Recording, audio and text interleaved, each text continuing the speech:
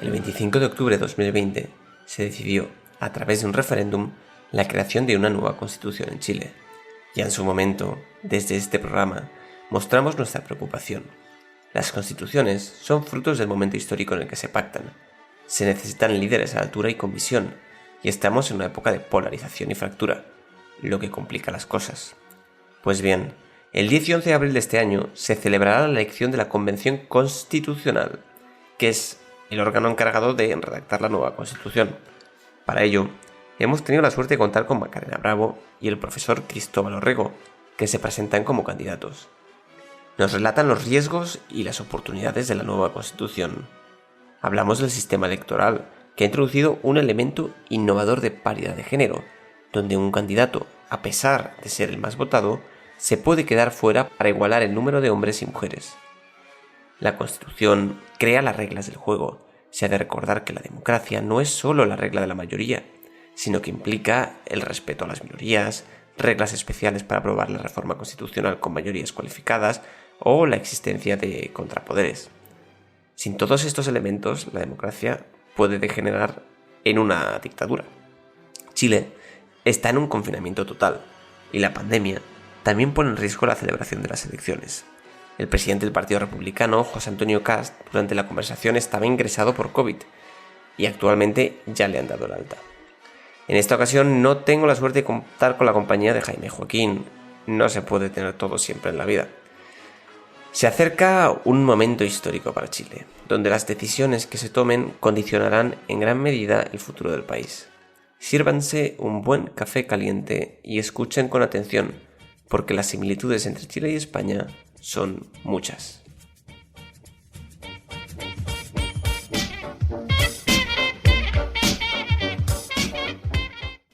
Estamos aquí con el profesor Cristóbal Orrego. ¿Qué tal, profesor? ¿Qué tal? ¿Qué tal, Luis Gaspar? Gracias por invitarme. A vosotros por venir. Y con Macarena Bravo. ¿Cómo estás, Macarena? Hola Luis Gaspar, bien, gracias. Gracias por la invitación. No, la verdad es que estoy encantado de poder teneros porque la verdad es que sois invitados de lujo para entender lo que está ocurriendo en Chile. Ya grabamos otro podcast justo antes del referéndum constitucional. El podcast tuvo un sesgo bastante a favor de que no se aprobara el referéndum y esto los oyentes lo notaron. Tuvimos algún disidente que otro. Y bueno, y se ha aprobado. Entonces, una vez que sabemos que se ha abierto un proceso de reforma de la Constitución y se va a crear una asamblea constituyente, que es en la que vosotros os presentáis como candidatos, yo creo que aquí lo interesante sería ver un poco cómo percibís el contexto. Y vamos a empezar por los riesgos. ¿Qué riesgos veis que, que puede ocurrir con la reforma de la Constitución? Y doy paso primero al profesor Cristóbal Orrego. Luis Gaspar, mira, primero, no es solamente una reforma, aunque formalmente hay un proceso con normas transitorias y normas reformadas de la forma de reformar la Constitución. Sí, una nueva Eh, Constitución. es Eso. es una nueva Constitución. Y las palabras que se han elegido también fueron negociadas. Es decir, por ejemplo, en Chile no se le llama Asamblea Constituyente, sino Convención Constitucional, porque Asamblea Constituyente tiene toda la connotación de un pueblo que no respeta las reglas establecidas, sino que se autoproclama como soberano y que puede hacer cualquier cosa. En cambio, nosotros tenemos un proceso en el que se va a proponer una nueva constitución, es verdad, pero con reglas que están ya aprobadas según las normas de reforma de la constitución anterior, ¿no? Es decir, es un proceso reglado y tiene límites. Existe el riesgo de que no se respeten esos límites, de que los mismos que mediante la violencia en las calles consiguieron que se iniciara el proceso constitucional, ahora también con la violencia en las calles, amedrenten a los miembros de la Convención Constitucional para obligarlos a hacer lo que ellos no querrían hacer. Eso es lo que el Partido Comunista en Chile llamó rodear la constituyente. Ellos sí le llaman la constituyente, ¿no? y llamaron a rodear la constituyente. Y una representante recientemente ha dicho que incluso el quórum de 2/3, que está establecido por las normas que regulan este proceso, también habría que saltárselo, habría que cambiarlo, porque el pueblo no puede estar sometido a una regla de 2/3.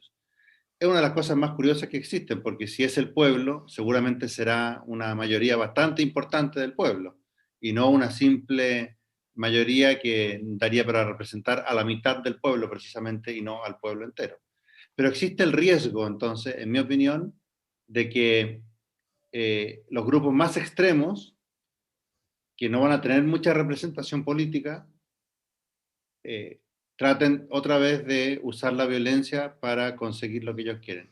Y esto lo digo porque el sistema electoral que se va a usar para elegir a los convencionales constitucionales es el de la elección de los diputados, con algunas modificaciones como paridad de género, pueblo indígena, etc.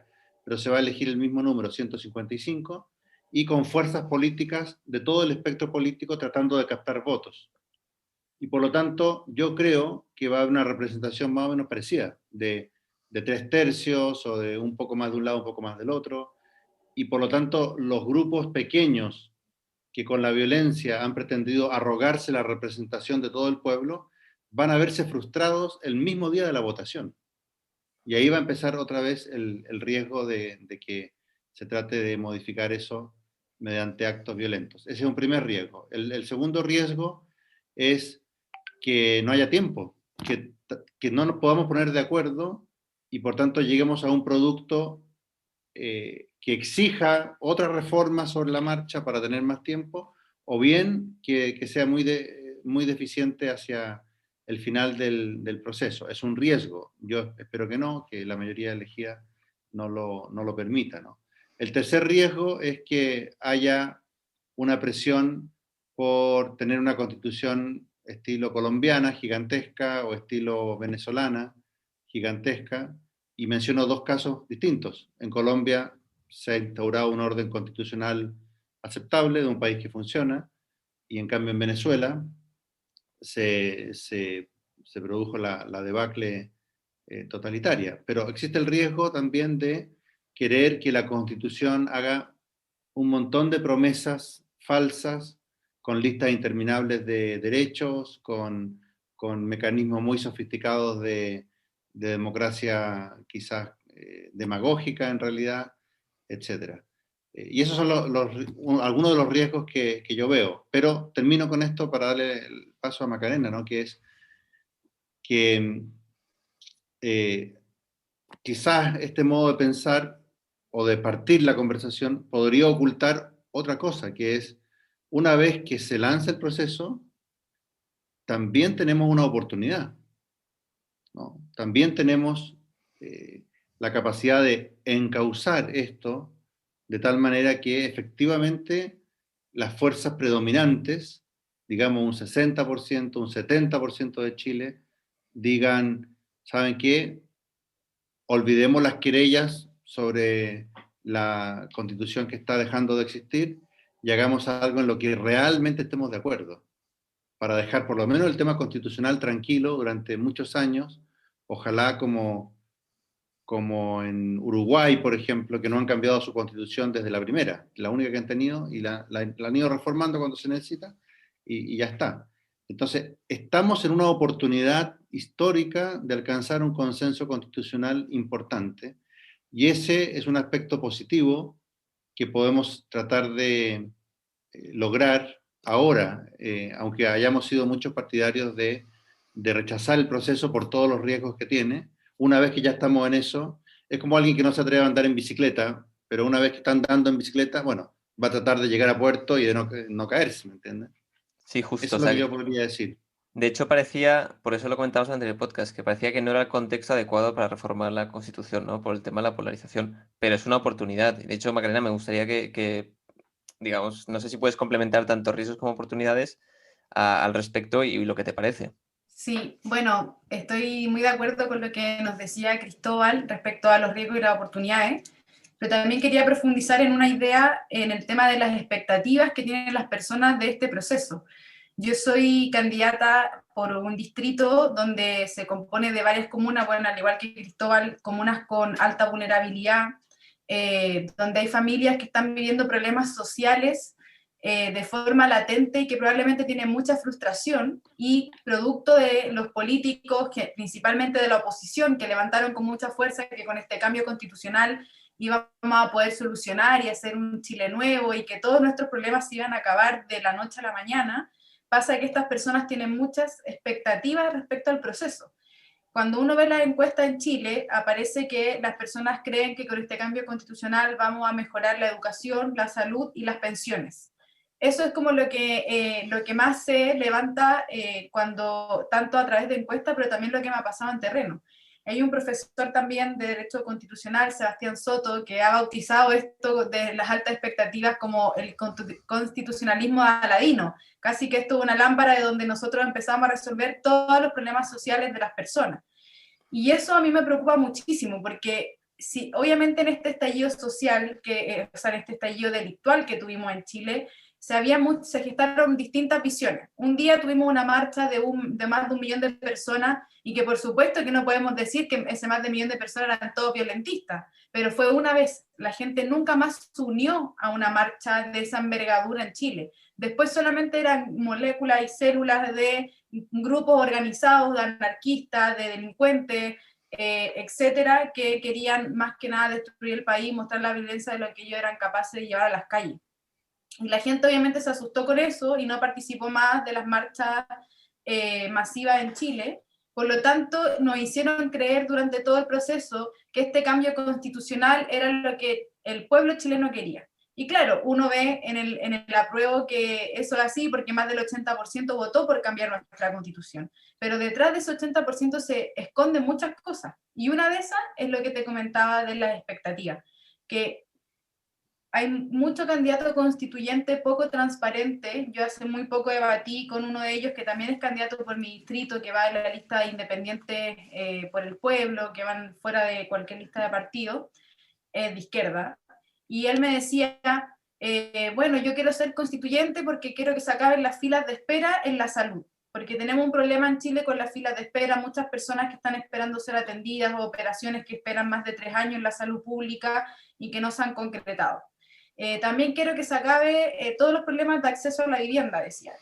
Y es verdad, yo he conocido en mi distrito, donde soy candidata, estando en terreno, varios comités de vivienda que llevan más de 12 años esperando acceso a la vivienda en Chile.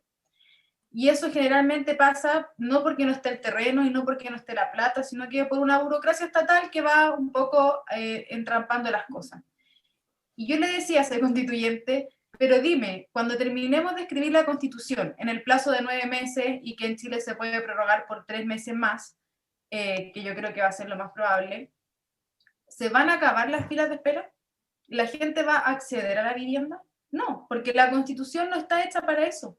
Entonces, yo uno de los mayores riesgos que veo en este proceso es que cuando la gente se dé cuenta que lo que le prometieron no era real y que eso es responsabilidad de muchos políticos que le hicieron creer eso, vamos a tener un segundo estallido, y a lo mejor ahora no va a ser un estallido delictual, quizá ahora sí va a ser un estallido de las personas todas movilizándose porque tenían alta expectativa del proceso. Así que los que somos candidatos, como compartiendo ahí con Cristóbal estas candidaturas en distintos distritos, yo creo que una de las cosas que tenemos que llevar es la transparencia y la verdad con las personas y contarles que las expectativas que ellos tienen no son reales y que hay una oportunidad, sí, hay una oportunidad de, yo creo, de poder hacer llegar nuestras ideas, de abrir el debate, porque hay muchos sectores, como San Bernardo, donde va Cristóbal, en Maipú, como voy yo, una de las comunas más grandes de Santiago, donde nuestro sector, donde la derecha, ha llegado muy débilmente con nuestras ideas. La gente no es que esté en contra de nuestras ideas, es que no las entienden.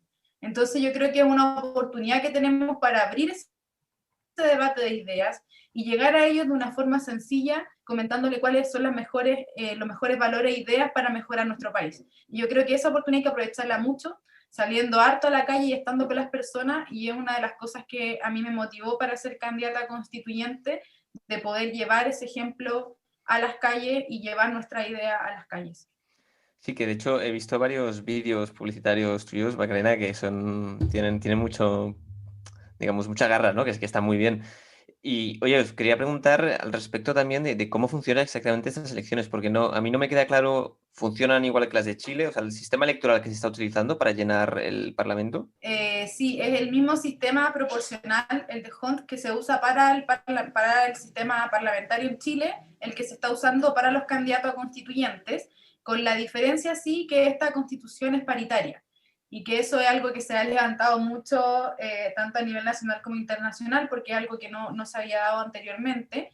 Y como es paritaria, la corrección siguiente al sistema proporcional va a decidir si se corrige en favor de las mujeres o de los hombres. Por ejemplo, en mi distrito somos 8 candidatos, y si salieran 5 hombres, entonces va a tener que corregir en favor de las mujeres y una mujer entrar, la mujer con mayor votación de entre todas las que están siendo candidatas, van a tener que bajar al hombre, aunque no haya tenido más votos que esa mujer, y entrar una mujer por su cupo para que sean 4 hombres y 4 mujeres. Pero ¿hay algún límite a esto? Porque imagínate que se presenta una mujer que no recibe ningún voto. Sí, puede salir. Puede salir una mujer que no haya sacado ningún voto. ¿Por qué? Perdón, Maca, que me meta ahí, pero porque si en la lista sale un candidato más de uno de los sexos, está bien. Se queda así. Por ejemplo, en mi distrito que somos 5, si salen 3 contra 2 o 2 contra 3, está bien. Pero si llegan a ser 4 de un sexo o 5, hay que bajar a 2. Y al bajar a esos 2, supongamos que salen 4, al bajar a 1, se baja al hombre menos votado y se pone a la mujer que sea la compañera de pacto, de subpacto o de la lista, si es que no hay subpactos, con una cosa muy azarosa, porque esa mujer podría tener 0,1% de los votos. De todos modos, eso es bien hipotético, porque las mujeres están haciendo campaña igual que nosotros, y algunas son más conocidas que los hombres que están ahí. Por ejemplo, Marcela Cubillo, en el sector suya, fue ministra, ¿me entiendes? Hay ex ministras de la Concertación que son candidatas. Entonces, tampoco este asunto es que sea como pusimos la paridad, entonces para bajar un montón de hombres y subir un montón de mujeres. Por estadística va a ser así, yo creo, pero también hay muchas mujeres que están con una campaña mucho más fuerte, y yo en mi terreno por lo menos lo que he visto es que el público votante no conoce a nadie, es decir, en realidad todo es una campaña para que suene un nombre, como digo, con excepción de unas pocas personas que han sido ya diputados o ministros, o que son gente un poco ya mediáticas, pero son muy pocas. Todos los demás estamos en una batalla por ser conocidos. Y por lo tanto, eso va a afectar a la elección, digamos, en el tema de la paridad, porque me fui un poco por las ramas, pero en el tema de la paridad va a afectar a la votación de tal manera que puedan quedar, no sé, si son más hombres que mujeres, un hombre que tuvo una votación más baja que los otros que le superaron, tenga que salir, pero entrar una mujer que tuvo menos votación que él todavía, porque por algo está sustituyéndola, ¿no? Y algún lugar podría pasar al revés, como ya pasó en Rapa Nui en unas primarias, que hubo que sacar a una mujer para poner a un hombre. Y en otro ámbito pasó en el colegio de abogados también, ¿no? Que hubo que bajar en Chile, en una elección distinta, ¿no? Una elección meramente gremial, pero que pusieron paridad, después votaron, y por las reglas de la paridad tuvieron que sacar a una mujer y poner a un hombre. Entonces, resultó al revés. De todos modos, la gente dice que si no se hubiera puesto la regla de la paridad, no habría habido tantas candidatas mujeres. Por lo tanto, no está claro el... Macarena, ¿confirmas que te has presentado por la regla de la paridad? Mira, la verdad, yo he trabajado harto tiempo en temas de políticas públicas y me gusta mucho la política también, y poder estar al servicio de Chile también siendo candidata es una de las cosas que me motivó. Más allá, yo creo que sí implicó un poco el factor de que íbamos a necesitar muchas mujeres, pero este bichito, por decirlo así, de querer ser candidata ya me venía dando vueltas desde mucho antes, más allá de la paridad. Yo creo que los jóvenes también tenemos una oportunidad en este proceso de presentarnos. Yo creo que es importante también que nos atrevamos, porque siempre van a haber excusas para no ser candidatos, los temas familiares, el matrimonio, no sé, en otros casos los hijos, y siempre va a haber algo de por medio que te va a estar ahí rondando en la cabeza para no atreverte a ser candidato. Y también porque ser candidato no es tan fácil, es bastante difícil porque requieres de mucho apoyo, es desgastante tanto emocionalmente como económicamente, porque hay que buscar recursos, hay que estar empujando muchas cosas, entonces implica bastante sacrificio. Y yo te diría que mi decisión de ser constituyente fue principalmente después del resultado del plebiscito. Más allá de la paridad fue por eso, porque en ese momento me di cuenta que si no salíamos a la calle íbamos a perderlo todo, porque esto es una batalla cultural y nosotros tenemos que hacernos parte estando ahí, como la izquierda ha estado por mucho tiempo en las calles y ha estado en los colegios y ha estado en la universidad y están en todas partes, y yo creo que a nosotros nos falta ir a robarnos todo, no a robarnos, pero a ser parte de todos los espacios. Y a mí eso fue lo que me motivó a ser constituyente, poder ser testimonio también para muchas otras personas que quizás de repente lo están dudando, y para estar en todos los espacios. Yo como candidata, hay otros que están en las universidades, otros que son profesores, pero tenemos que ir llenando esos lugares. Muy bien, muy bien. Macarena, vuelvo un segundo sobre el sistema electoral porque, o sea, en realidad has dicho que es igual que las elecciones normales. ¿Y eso cómo se traduce? Es decir, ¿son listas cerradas? ¿Son listas uninominales? O sea, ¿cómo funciona exactamente? Funciona con listas que los que presentan la lista, que pueden ser los partidos políticos, la mayoría, o se pueden armar listas de independientes. Hay dos listas de independientes que se juntaron para formar una sola lista, y en las listas tiene que haber, puede haber menos, pero en principio un candidato más que los cargos que se eligen. Entonces, en mi distrito se eligen 5 cargos, y por tanto puede haber hasta 6 candidatos en la lista. Se pueden presentar todas las listas que se quieran. Después, los votos se acumulan en la lista y después se distribuyen proporcionalmente entre subpactos dentro de la lista, y dentro de cada subpacto se le asigna a cada uno el número de votos que tuvo. Hay una cifra repartidora, ¿no? Hay una cifra, un sistema técnico, el sistema DONT, que se usa una cifra repartidora que permite asignar esos votos, digamos, desde el más votado hasta el menos votado, pero sumando todos los votos de la lista, y dentro de la lista todos los votos de cada subpacto. De modo que un subpacto suma sus votos y sale elegido el miembro del subpacto que haya tenido más votos que el otro. Pero además, si un subpacto dobla al subpacto que viene después dentro de la lista, saca los dos candidatos, ¿no? Sí. O sea, este es el sistema que tenemos en España, también el proporcional. En España, el sistema de listas cerradas hace que los votos, los escaños que gana la lista, se asignan por orden de presentación del candidato. Claro, y eso no. lo define el partido. En cambio, en Chile no. En Chile, la lista gana un número de escaños. Por los votos que sacó, gana un número de escaños. Pero esos se distribuyen según los votos que cada persona en la lista obtuvo, o que cada subpacto en la lista obtuvo. Entonces, por ejemplo, en España podría haber alguien que esté sexto en la lista, y la lista gana 3 escaños. El que está sexto en la lista no salió elegido, porque la gente vota por la lista. En cambio, en Chile la gente vota por el candidato. Uno puede aparecer sexto en la papeleta, pero si sacó la mayoría de los votos de la lista, él va a estar primero. ¿Se entiende? Sí.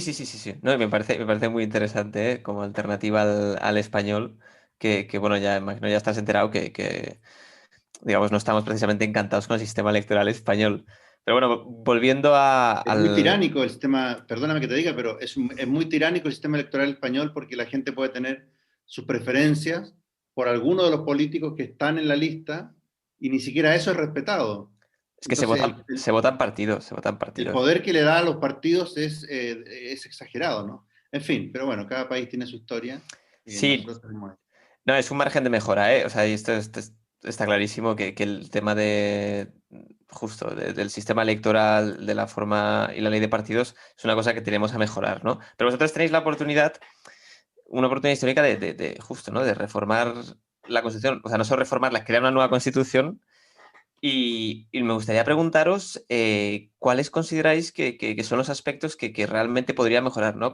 Evidentemente, con, digamos, con lo que has comentado, Macarena, ¿no? O sea, con realismo. Es decir, aquí no vamos a crear la sociedad ideal no existe, pero ¿qué margen de mejora se puede conseguir en aspectos? Pienso, por ejemplo, en la educación. ¿Se puede mejorar la anterior Constitución?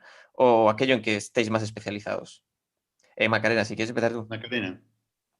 Sí. Bueno, en tema de educación, yo creo que hay algo que se puede mejorar o agregar a la actual Constitución que tiene que ver con el derecho a una educación de calidad. Y claramente la Constitución no va a definir cómo se mide esa calidad, pero sí va a ser un principio para que las leyes posteriores y las políticas públicas educativas tengan como mandato de la Constitución siempre partir conversando respecto a la calidad. Porque llevamos mucho tiempo en Chile, producto del gobierno, del segundo gobierno de Michelle Bachelet, que fue la anterior a la actual que estamos con Sebastián Piñera, donde se hizo una reforma estructural en educación. Y esa reforma estuvo principalmente enfocada en temas ideológicos y de administración de la educación pública, privada y particular subvencionada, como se llama en Chile.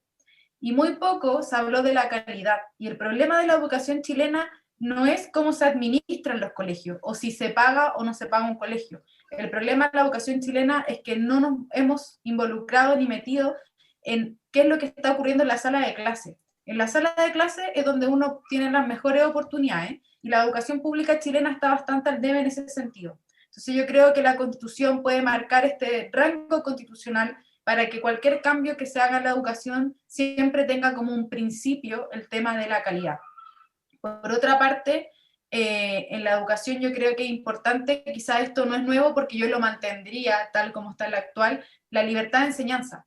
La libertad de enseñanza que está establecida en la actual Constitución y que voy a defender esté en la nueva Constitución, ha permitido una sociedad pluralista, en donde entremos todos con nuestras distintas visiones. Y yo creo que eso es algo que tenemos que mantener y que en nuestro país la oposición es muy contraria a eso, porque ellos van y lo marcan ideológicamente con que la libertad de enseñanza lo único que busca es una educación de mercado, en donde se pueden abrir y cerrar establecimientos cuando uno quiera. Y yo creo que eso tiene obviamente un poco de razón, pero es parte de él, porque si queremos proyectos educativos diversos y que las personas tengan una verdadera libertad de elegir dónde educar a sus hijos, necesitamos que exista educación pública, subvencionada y privada. Y hoy día lo que busca la oposición es que ojalá existiera solo la educación pública.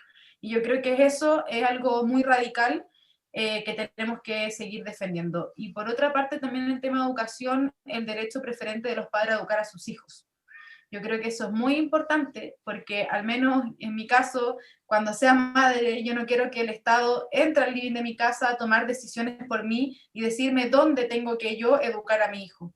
Yo quiero tomar esa decisión, yo no te lo comenté antes, pero yo soy hija de comerciantes, acá no sé cómo se llamarán en España, pero acá hay ferias libres, y mi papá no tuvo educación, llegó hasta sexto básico, que es un nivel bastante bajo en la educación chilena, pero él se esforzó mucho por entregarme educación a mí, y yo hoy día soy profesional gracias al esfuerzo de él, al de mi madre, y las decisiones que ellos tomaron fueron buenas para mí. Entonces yo creo que hay que confiar en las personas y no dejar que el Estado tome un montón de decisiones por nosotros, y creo que eso tenemos que defenderlo con mucha fuerza en este proceso constitucional en Chile.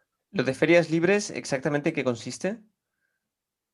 Las ferias libres Las son ferias, como los mercadillos al aire libre que hay en España también, en muchos pueblos, plazas que se instalan ahí un tiempo o a veces de modo permanente. En el caso chileno, muchas veces se instalan un par de días en la semana o un solo día en la semana y después otro día los mismos feriantes se van a otro lugar. Vale.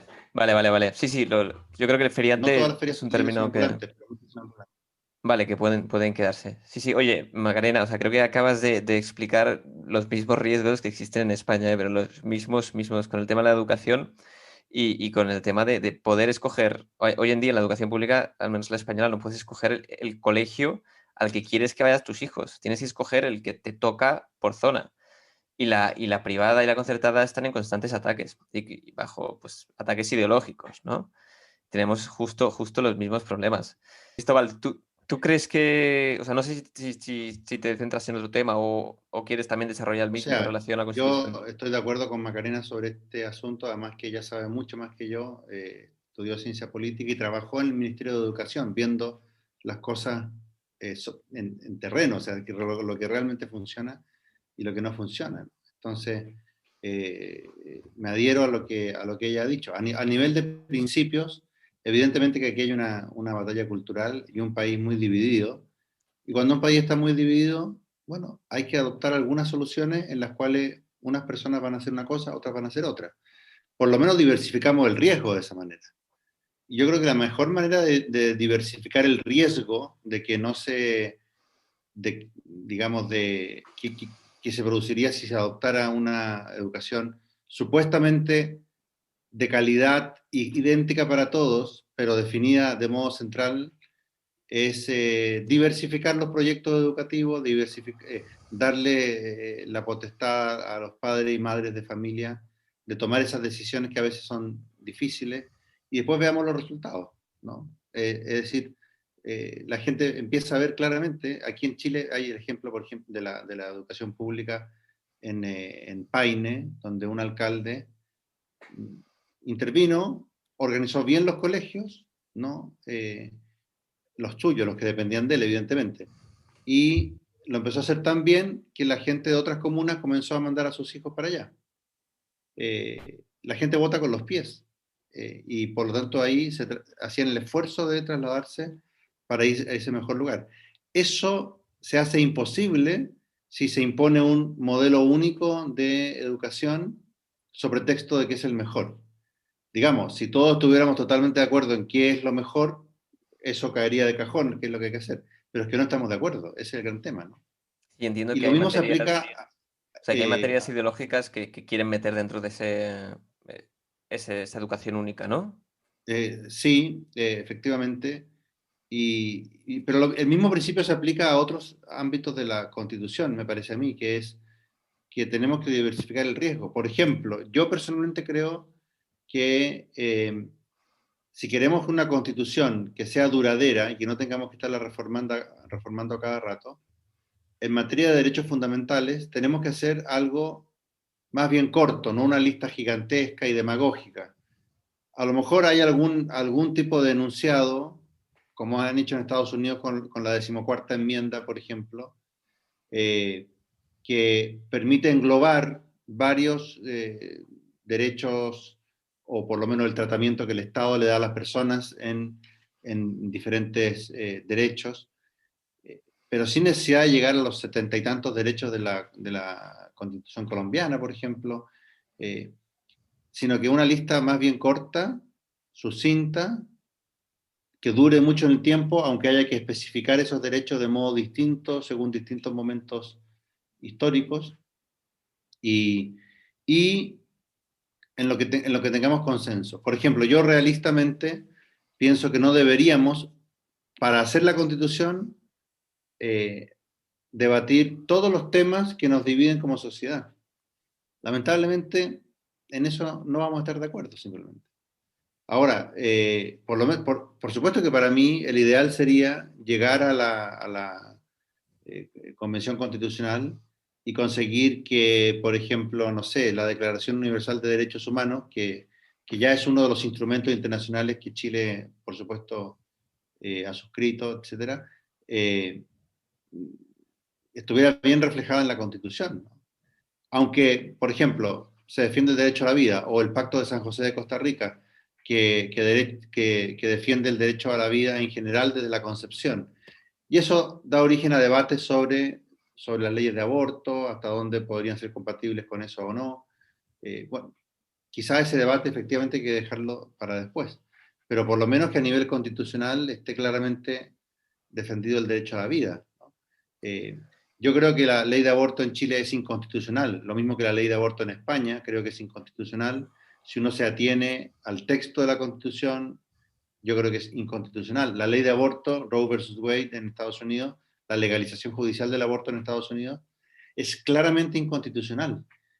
Ahora John Finnis acaba de publicar un artículo en First Things en Estados Unidos que se llama algo así como ¿por qué Roe versus Wade es contrario a la Constitución? Y tiene todo un análisis histórico mostrando que la 14ª enmienda expresamente quería proteger a los no nacidos. Y de hecho en Estados Unidos, después de esa enmienda, comenzó todo un movimiento para ilegalizar el aborto que estaba más o menos, que había antes, ¿no? Entonces, digo, yo creo que un texto corto, sucinto, que no se refiera a estos temas específicos, pero que implícitamente permitan pelear después por prohibir totalmente el aborto, prohibir totalmente la eutanasia si es que llegara a meterse, etcétera, ¿no? Entonces, en los temas difíciles, no soy muy optimista en realidad, así si me preguntan en términos realistas, no soy muy optimista de una cosa maximalista en estos temas discutidos, pero sí soy optimista de que como estamos divididos, se llegue a algún texto que nos permita seguir dando la batalla a nivel político, legislativo e incluso judicial. Y el otro punto que creo que vamos a tener que tener bastante ojo es el tema institucional, es decir, tenemos que conseguir un buen equilibrio entre distintos órganos estatales a nivel constitucional. No, Poder Ejecutivo, no podemos entregarle tantas herramientas que hagan después un riesgo de que si llega un presidente chavista, no se eche abajo el país, ¿no? Lo mismo, hay mucha gente muy como ilusa en términos de democracia directa. Yo soy partidario de que haya algunos elementos de democracia directa como un plebiscito de vez en cuando sobre cuestiones muy importantes, con un acuerdo parlamentario para hacerlo. Cosas de ese tipo se pueden hacer. Hay referéndums revocatorios en algunos países, por ejemplo, tanto de autoridades como de legislación, en Italia. Ese tipo de cosas se puede hacer, pero si uno las exagera, entrega un arma muy peligrosa en manos de demagogos. Es decir, un presidente que cada vez que pierde en Congreso, plebiscito, ¿me entiendes? Entonces, vamos a tener que tener mucho cuidado en las armas jurídicas que le entregamos a un poder ejecutivo en el futuro, o para qué decir el Congreso. El Congreso en Chile está muy desprestigiado, han sido muy demagógicos en ceder a la presión de la calle, incluso el Twitter, ¿sí? Una cosa increíble. En Chile, una tormenta de Twitter puede echar abajo un proyecto de ley. Gracias a Dios conseguimos echar abajo un proyecto de ley con movilizaciones mediáticas y tuiteras, un proyecto de ley malo que había en contra del derecho de preferente de los padres a educar a los hijos. Se echó abajo por una gran campaña mediática y de redes sociales y tuiteras sin que saliera casi nadie a la calle. Y uno dice, resultó a favor nuestro en este momento, pero es un poco absurdo realmente. Yo cuando voy a la feria en San Bernardo, la campaña, la mayor parte de la gente no está siguiendo Twitter, no le importa un comino en realidad. Entonces, hay un trending topic en Chile, puede ser de 1000 y tantos personajes que están opinando sobre eso, en un país de 17 millones de habitantes. ¿Cómo puede eso ser determinante de la política? Es una cosa vergonzosa, ¿me entiendes? Entonces, tenemos que tener cuidado para que la Constitución no le dé tantos poderes a los partidos políticos, a gente que va a ser amedrentada por una cierta opinión mediática que no refleja los verdaderos sentimientos del país, ¿no? Y esa es una cuestión institucional. No tiene que ver con los derechos que se consagren en la Constitución, sino con dónde ponemos el equilibrio entre distintas facultades, incluyendo muy importantemente facultades contraloras. Aquí tenemos la Contraloría General de la República, que es un organismo encargado de llevar las cuentas públicas y de controlar el gasto del dinero y la legalidad de las actuaciones de la administración pública, aparte de la vía judicial que también existe, ¿no? Y en los dos casos son son poderes que permiten equilibrar bien eso, ¿no? Veremos qué resulta. Yo espero que todas las partes, calculando que el contrario podría estar en el poder, acepten, bueno, el constitucionalismo clásico, ¿no? Que todos nos vamos a restringir y no vamos a realizar el mejor de los mundos posible, con tal de que el contrario, cuando le toque el poder, tampoco realice el mejor de sus mundos posibles. Y así nos vamos por una vía media que, bueno, que es lo único que se puede hacer cuando uno tiene un país tan dividido como el nuestro. Totalmente, totalmente. Creo que has apuntado cuestiones esenciales, ¿no? O sea, sobre todo el auge de la democracia directa como si fuera la panacea, contra la democracia representativa, apuntando muy bien los problemas de la democracia directa. Que Sartori, ¿no? Es quien decía que al final la democracia directa se fundamenta un poco en lo que llaman minorías intensas, ¿no? Porque los referéndums al final digamos, no respetan precisamente la pluralidad, que eso es lo que hace un parlamento, que representa a todo el mundo. Entonces, una serie de minorías intensas que se movilizan, se dedican a imponer pues, su voluntad sobre los demás. Y es por eso, aceptando que está bien que haya elementos de democracia directa para, digamos, momentos concretos, lo fundamental es la democracia representativa.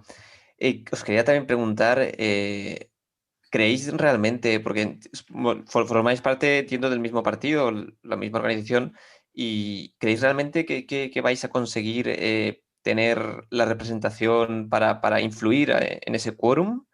Porque decís que más o menos saldrá como en el Parlamento, ¿no? Entonces, ¿os veis con posibilidades de tener una voz cantante o determinante para la Constitución? Si quieres, Macarena, empezar tú.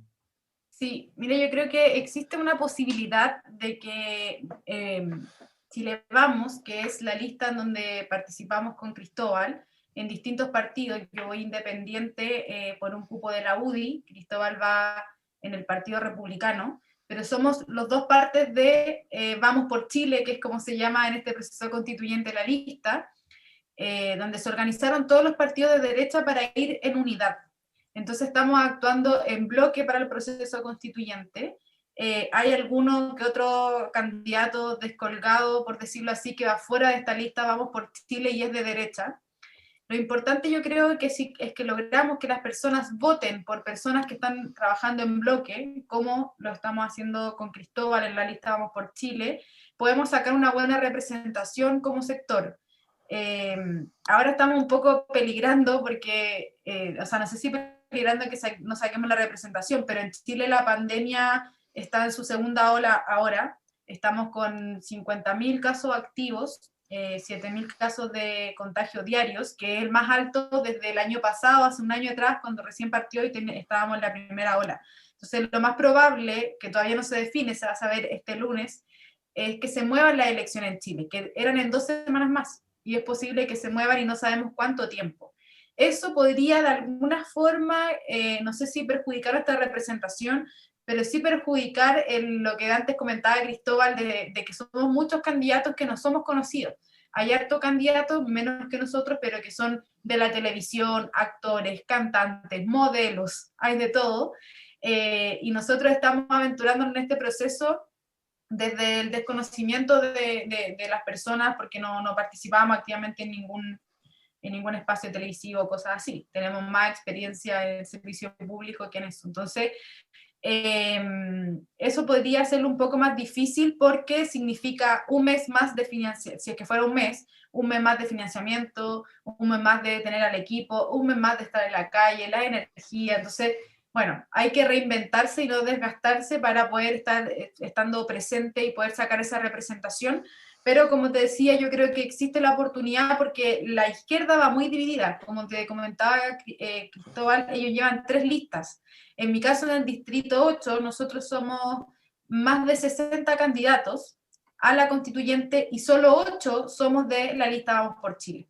Entonces, nuestra lista no va a estar tan repartida ni dividida los votos, porque somos 8 candidatos y los otros 50 y tantos son todos de distintas listas de izquierda. Entonces, existe la posibilidad de que nosotros logremos tener una mayor representación dada esta dispersión de listas en la izquierda, y porque además el sistema proporcional que llevamos unos años implementando en Chile, que comentamos antes, ha generado un parlamento muy fragmentado.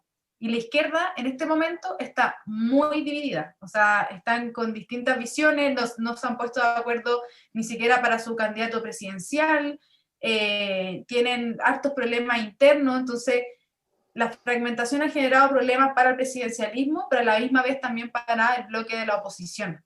Entonces ellos no están actuando en unidad y eso podría a nosotros beneficiarnos como sector porque nosotros vamos en bloque y unidos para poder lograr tener la mayor cantidad de constituyentes en este proceso, ya que es bastante delicado también para el futuro de Chile y queremos que la derecha pueda tener una buena representación. Si sacarais lo mismo que en el Parlamento, porque estamos hablando que es un quórum de 3/4, ¿no? Entiendo, para aprobar la Constitución. 2 tercios. 2 tercios, perdón. 2 tercios. 2 tercios para aprobar la Constitución, que bueno, que al final, o sea, se va a necesitar un consenso amplio dentro de lo que cabe. Entonces, si sacáis lo mismo que tenéis Parlamento, ¿estaríais en posición de condicionar el debate? Totalmente. Es decir, para la elección de diputados y senadores la pasada, la izquierda también fue dividida. No sé si es tan dividida como ahora hay como 7 listas, pero esa vez pueden haber sido 4. Da lo mismo. Con este sistema proporcional, pero con cifra repartidora, si las listas se dividen mucho, tú me corriges, Maca, porque eres ciencia política, pero si las listas se dividen mucho, cada lista pierde un montón de votos por debajo que no alcanza a aprovecharlos. Entonces, la suma de los votos de esas listas unidas le habrían conseguido más escaños. Y en cambio, la centro derecha, que fue unida en esas elecciones, aprovecha hasta el último voto para que se reflejen escaños. Y ahora hay una proyección que hizo CNN Chile, y que a mí me la había hecho también un amigo que es ingeniero, me la había hecho hace harto tiempo, que traía el bloque más votado era Vamos Chile, el de centro derecha. La suma de los otros daba más que Vamos Chile, pero Vamos Chile conseguía más escaños. Entonces, podríamos tener un 43% de los escaños, a pesar de no tener el 43% de los votos. Y con eso, si hay unidad después, puede haber una fuerza negociadora muy, muy fuerte. Distinta es la pregunta si vamos partido por partido, porque, por ejemplo, la UDI, donde va Maca, es un partido fuerte y yo creo que va a sacar muchos representantes. En cambio, mi partido, el Partido Republicano, es como equivalente a Vox en España. Es un partido que está recién comenzando. Llevamos solamente 16 candidatos con apoyo del partido y sería, mira, nosotros podríamos no sacar ninguno, o podríamos sacar 4 de esos 16. Si sacáramos 6 de esos 16, nos damos con una piedra en el pecho, ¿me entiendes? Es decir, eso como proyección más o menos realista. Que ahora mismo, ¿verdad que José Antonio Cast está hospitalizado? Que bueno, que es vuestro líder, ¿no? Sí, no el vuestro, sino que el mío, porque Maca está en la UDI. Sí, perdón, es Sí, cierto. pues no somos partidos O distintos, sea, aliados. Maca es independiente por sí, o un... sea, me refería a vuestro entendiendo tu partido, Cristóbal, o sea, vuestro partido, pero es verdad que Macarena también está. bueno, que pensé que no No, he estaba... entendido Sí, dos sí. partidos diferentes y tal. Sí, José Antonio, que yo era compañero de curso del colegio, de la universidad, perdón, desde 1984, somos muy buenos amigos, y está hospitalizado. El último reporte que dio Pía Adriasola, su mujer, ayer, fue que estaba mejor, pero que seguía con oxígeno, y por lo tanto seguimos rezando porque se recupere. Y por otra parte, desde el punto de vista político, José Antonio estaba apoyando a todos los candidatos, ¿no? de Chile, del partido de Chile, no solamente, porque no solamente hay elección constitucional, sino también de concejales, de alcaldes y de gobernadores regionales. Así que él estaba desplegando una actividad realmente febril y lamentablemente ha tenido esta contingencia, pero todos esperamos que se recupere. En fin, para efectos de las elecciones, quería decir una cosa complementaria a lo que dijo Macarena, ¿no? Que también nadie sabe para quién trabaja. Por ejemplo, hay una serie de rumores de que como el Consejo Asesor en materia de COVID-19 recomendó unánimemente postergar las elecciones, esto lo confirmó el ministro de Salud, puede ocurrir que efectivamente el martes 30 se reúnen para decidirlo y ya hay rumores de que tienen decidido postergar las elecciones. Entonces, esto nadie sabe para quién trabaja, porque puede terminar beneficiando a todos estos desconocidos que somos nosotros, por ejemplo. Hay mucha gente de izquierda descontenta con esta posibilidad, porque como la lista de izquierda son 7 listas, en algunos lugares 4, en otros lugares 7, en fin, ellos se dan cuenta de que si se prolonga, los que tengan más dinero van a tener más ventaja, van a aparecer más avisos, y, y ellos tienen una suma enorme de gente que prácticamente no tiene financiamiento, ¿no? Entonces podría ser muy malo desde el punto de vista de ellos. Ahora, en el Consejo Asesor, que unánimemente propuso postergar, está la presidenta del Colegio Médico, que es comunista, es del Partido Comunista, y aquí en Chile el Partido Comunista realmente tiene poder de veto, porque si resulta que si ella dice que se posterguen las elecciones, el gobierno puede aspirar tranquilo y postergarlas.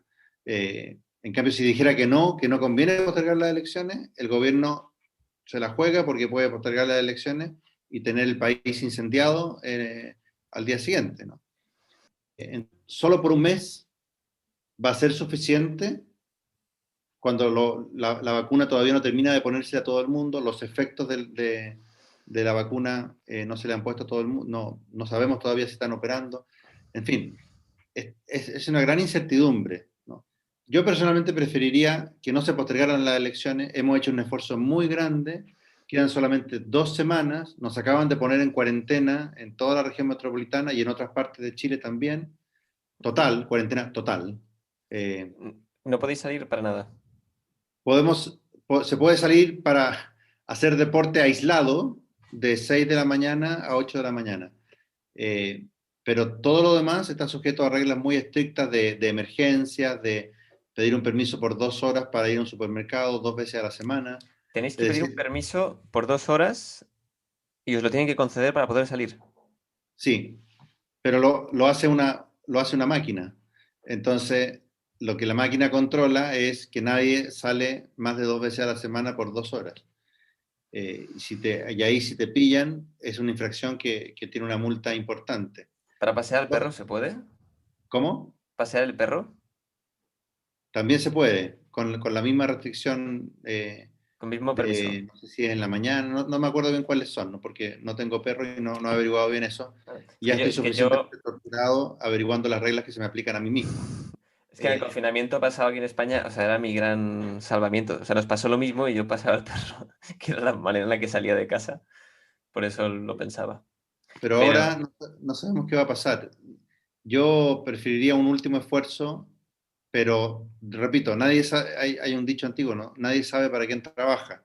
Por ejemplo, hay gente que cree que si hay pánico por el COVID el 10 y 11 de abril, la mayor parte del pueblo votante de mayor edad, que suele favorecer a la derecha, porque con la edad uno se pone mucho más sensato, no va a ir a votar. Y por tanto va a perjudicar a la gente de derecha. Y en fin, todo tipo de locubraciones, pero yo por lo menos preferiría que sí pudiéramos votar. el tema de la vacunación, ¿cómo lo lleváis? Nosotros, bueno, como sabréis, estamos al margen de la Unión Europea, la gestión está siendo mala, la verdad es que está siendo mala, y se está tardando en vacunar, pero yo entiendo que vosotros tenéis más vacunas, tenéis la vacuna china, tenéis la vacuna rusa, si no tengo malentendido. No sé qué análisis hacéis de cómo se está tratando la pandemia. Si quieres, Macarena, por empezar por ti. Sí, bueno, nosotros en Chile hemos avanzado bastante rápido con el plan de vacunación. Llevamos ya casi 7 millones de chilenos vacunados. y eso ha sido un ejemplo para muchos países. La verdad que ha avanzado bastante rápido. Ya estamos en el proceso de vacunación de personas, por decirlo así, sanas, porque partimos primero con los profesionales de la salud, luego avanzamos también con los adultos mayores y ya estamos en el proceso de vacunar a personas que no son adultos mayores hacia abajo en distintos rangos de edades por semana, que no tienen enfermedades crónicas ni ningún problema de salud. Por lo tanto, se estima en Chile que ya al mes de junio tengamos a toda la población vacunada. Y tenemos tantas vacunas que podríamos incluso vacunarnos 2 veces, y ya incluso Chile vacunó, o sea, dio vacunas a, creo que a El Salvador, si no me equivoco, porque ellos no tenían ninguna vacunación ni nada, así que dimos a otros países de la región vacunas como una ayuda social para ese país que estaban en problemas con sus vacunaciones. Así que la verdad ha sido un proceso bastante exitoso en ese sentido. Si bien todavía estamos en espera, ansiosos con Cristóbal y todos los candidatos a ver si mueven o no mueven las elecciones, que lo más probable es que sí, pero hay que seguir esperando la decisión del gobierno, también se tomó la decisión de vacunar a los vocales de mesa, que son los que están en la votación todo el día llevando el proceso. Entonces también eso fue una decisión súper acertada, lo propusieron desde la UDI y el gobierno lo acudió como una buena idea, así que están vacunando además a todos quienes van a participar de alguna u otra forma del proceso de las elecciones como recursos humanos, que son los vocales de mesa, los apoderados de mesa, las personas que están en el CERVEL. Así que la verdad en ese sentido ha sido súper exitoso, pero claro, estamos en un momento también de responsabilidad de todas las personas, porque si bien la vacuna va avanzando, la inmunidad no se logra tan rápidamente. Nosotros, mis papás, por ejemplo, que son adultos mayores, hace 2 semanas recibieron la segunda dosis, y después de la segunda dosis son 15 días más para tener el porcentaje de inmunidad necesaria. Entonces, eso obviamente está avanzando, pero no se ha visto reflejado en los resultados de contagio. Y eso también pasa, una, porque tienen que tener las 2 dosis de vacuna, esperar los 15 días y todo, pero también porque es responsabilidad de todos poder de alguna forma contribuir a esto. Yo creo que nos pasó que nos empezamos a relajar un poco, y yo creo que el cansancio también, no tener libertad, estar siempre asustado, entonces ahí aumentó los contagios. Y el contagio ahora es mayor, y ahí igual tiene un efecto de la vacuna, que el porcentaje ahora es mayor en jóvenes. Hay hartos jóvenes que se están contagiando, o personas que no son adultos mayores, a diferencia del año pasado que eran mayormente adultos mayores los que estaban graves. Entonces ahí se ve también que los adultos mayores ya recibieron su segunda dosis, entonces algún efecto también hay contrapuesto a eso. Y por otra parte están llegando las nuevas cepas. Hay una cepa brasileña que está afectando mayormente a los jóvenes, que llegó a Chile y que es más contagiosa y más grave. Entonces por eso está tan en boga el tema de decidir si nos vamos o no a cambiar las elecciones, porque como te decía Cristóbal, la región metropolitana, donde está la capital de Chile, es la más afectada, y estamos en cuarentena total nuevamente en todas las comunas de esta región. Ostras, ya lo siento, por estas circunstancias. Ojalá de verdad acabe saliendo bien. Yo creo que es una oportunidad, bueno, como habéis apuntado vosotros, que es una oportunidad histórica, y que entiendo que la alternativa es otro día las elecciones, o sea, es postergarlas, ¿no? Como habéis comentado. Entonces, Sí. pues sí, sí. Acaba de salir un rumor que sería quizás para el 8 de mayo, casi un mes más de postergación.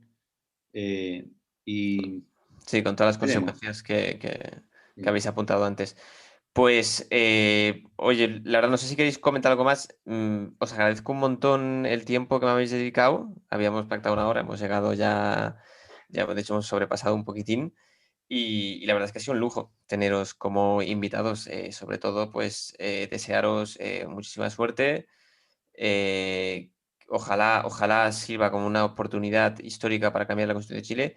Y bueno, bueno, también vamos a encomendar, ¿no? Por José Antonio Cast, que se ponga bien y que pueda ir todo conforme ha de ir. Así que os agradezco un montón vuestra participación en este podcast, de verdad, por haber asistido y por poder explicar a los españoles de forma amena lo que estáis viviendo en Chile, que es algo histórico. Muy bien. Bueno, yo te doy las gracias por la invitación, Luis. Simplemente decirle a nuestros queridos amigos españoles, por lo menos de mi parte, que yo veo las cosas, hay muchos paralelismos, como lo ha habido los hubo en la transición española y en la transición chilena, muchos paralelismos. En las batallas culturales que hay ahora también hay muchos paralelismos, y en los ámbitos políticos también los hay muchos. Por ejemplo, es notable cómo se parece la evolución del PP hacia la socialdemocracia y hacia apoyar leyes de aborto, de género, todas estas cosas, con lo que ha pasado también con los sectores liberales de la derecha chilena, ¿no?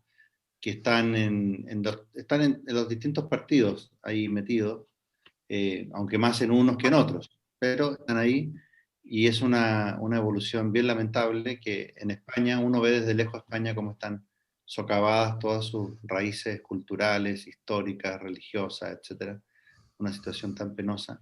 Pero para que entiendan los españoles que nos están viendo y que nos oigan, en Chile el proceso es más o menos el mismo, con un cierto retraso, pero las posiciones culturales son bastante parecidas. Y es verdad que se consiguió que este proceso de convención constitucional sea relativamente civilizado, si nos atenemos a las reglas, y en ese sentido, como proceso, va a ser mejor que cualquiera que hayamos tenido antes. Si todos respetan las reglas y no hay gente violenta que rodee la convención, va a ser menos traumático que todos los otros procesos que hemos tenido antes, ¿no? Y eso va a ser una muy buena cosa, ya que estamos en ello, ¿no? Si alguien intenta que simplemente sea un momento más de un proceso revolucionario que comenzó con bastante planificación en octubre del 2019, entonces nos vamos a dividir de nuevo y los ciudadanos comunes y corrientes vamos a tener que pensar qué hacer para defendernos. Por ejemplo, en el sur de Chile ya está montándose una guerrilla, no son simplemente atentados de vez en cuando y huelgas de hambre y cosas así, sino que ya es guerrilla, han atacado a policías desarmados cuando andaban de civil, han matado gente, etcétera, ¿no? Entonces, bueno, termino. Te agradezco mucho la invitación y les doy esas dos como pistas a nuestros queridos amigos de España para que entiendan lo que está pasando en Chile. Pues muchísimas gracias, Cristóbal. No sé si quieres decir algo, Macarena, también para cerrar. No solo quería agradecerte, Luis Gaspar, por la oportunidad de poder contar también acá con Cristóbal lo que estamos viviendo en Chile. Como él ya dijo, hay hartas similitudes con España.